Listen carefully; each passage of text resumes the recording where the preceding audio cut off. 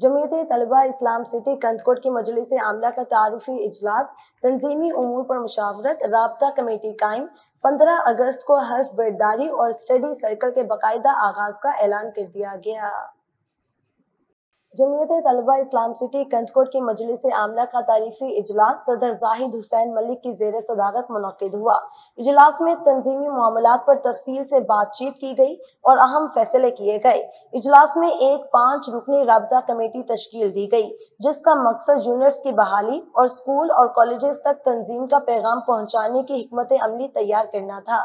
Committee आइंदा इजलास में अपनी रिपोर्ट पेश करेगी। कमेटी के अरकान में जाहिद हुसैन मलिक, फरहान अली मुगल, अताउल्लाह, महमूदुल हसन सावंत और कुद्दतुल्लाह मेरानी शामिल हैं।